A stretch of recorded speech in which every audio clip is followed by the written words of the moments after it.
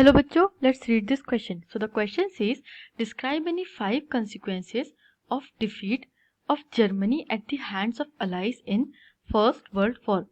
यहाँ पे first world war में जो जर्मनी की हार होती है उसके 5 consequences हमें डिस्क्राइब करने के लिए कहे गए हैं. Let's see the key concept. The key concept is defeat in world war 1 and treaty of Versailles. अब जो वर्ल्ड वॉर 1 होता है वो दो साइड्स के बीच में होता है. One side is axis powers and other side is allied powers.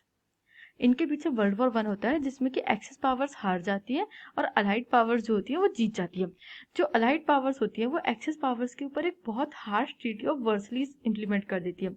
A very harsh treaty, harsh मतलब बहुत कठिन ट्रीटी होती है जो कि एक्सिस पावर्स के ऊपर इंप्लीमेंट कर दी जाती है. And Germany is one of the main axis powers. तो यहाँ पे जर्मनी के ऊपर भी काफी सारे वॉर के कॉन्सिक्वेंसेस होते हैं. Let's see them. So Germany lost its overseas colonies, a tenth of its population, 13% of its territories, 75% of its iron, 26% of its coal to Allied powers and mainly to France, Denmark and Lithuania. अब क्या होता है, Germany काफ़ी सारी चीज़ें खो देता है. उनमें सबसे पहले क्या था, overseas colonies. Like any other European nation Germany की भी कॉलोनीज थी एशिया और अफ्रीका में, तो वो कॉलोनीज चली जाती है. A tenth of its population, जो वॉर में लोगों की जान गई और जो वॉर स्लेव्स पकड़ाते हैं उनमें उसकी 1/10 ऑफ पॉपुलेशन चली जाती है. 13% ऑफ इट्स टेरिटरीज, उसकी टेरिटरीज कैप्चर कर ली जाती है by the allied powers. 75% of its iron, 26% of its coal. और ये सब मेनली कौन करता है, France, Denmark and Lithuania. They were mainly, इसमें सबसे ज़्यादा मेन होता है जो फ्रांस होता है वो नेबर होता है और वो चाहता था कि जर्मनी अपनी लिमिट्स में रहे, जर्मनी अपनी लिमिट्स में रहे और आगे कोई थ्रेट ना बने, आगे जाकर के कोई थ्रेट ना बने. Let's see the second point. The second point is allied power demilitarise Germany to weaken its power.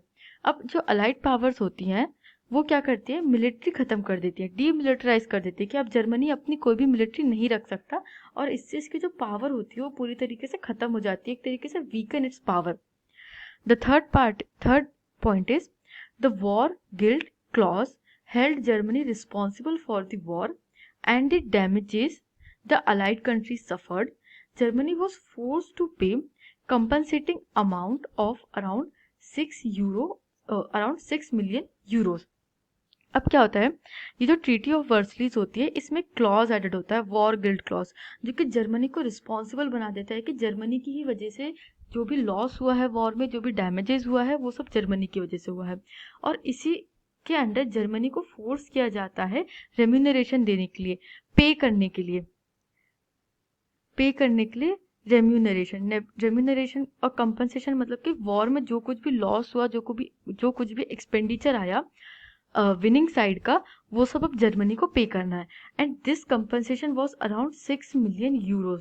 Such a heavy amount was demanded from Germany. Let's see the points further.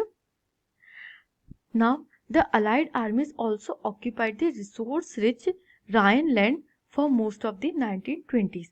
Germany का एक बहुत resource rich land होता है Rhineland, and this had been industrially active. जो industrial land होता है Germany का, तो इस एरिया को भी कैप्चर कर लेते हैं for most of the 1920s. और इस वजह से क्या होता है, जो जर्मनी होता है वो कुछ अपना डेवलपमेंट भी या इकोनॉमिक स्टेबिलिटी भी नहीं गेन कर पाता है. अब फिफ्थ पॉइंट देखते हैं. This led to the economic and political crisis in Germany. अब यहाँ पे वो इकोनॉमिक अपना डेवलपमेंट कर नहीं पाते हैं, उनका इंडस्ट्रियल एरिया चला जाता है, तो यहाँ पे क्या होता है, इकोनॉमिक क्राइसिस हो जाता है और पॉलिटिकल क्राइसिस जैसी सिचुएशन बन जाती है जर्मनी में. And many people held the new Weimar Republic responsible for the defeat and disgrace. जो वॉर होता है, वॉर एंड होने के बाद एक वाइमर रिपब्लिक इस्टेब्लिश होती है जर्मनी में, जो कि एक डेमोक्रेटिक गवर्नमेंट होती है, होता है, डेमोक्रेटिक सेटअप होता है. और लोग इसको रिस्पॉन्सिबल ठहरा रहे होते हैं जो भी डिफीट और डिस्ग्रेस हुआ. डिस्ग्रेस मतलब कि जो ब्लेम उनके ऊपर लगाया जा रहा था, जो भी उनको शर्म का सामना करना पड़ रहा था एक्सेट्रा, उसके लिए इस न्यू वाइमर रिपब्लिक को रिस्पॉन्सिबल बताया जा रहा था. Let's see our answer. So our final answer is Germany lost its overseas colonies and most of the territory with its resources to France, Denmark, and Lithuania. Allied powers demilitarized Germany. War guilt clause held Germany responsible for the war and the damages and forced to pay compensating amount of 6 million euros.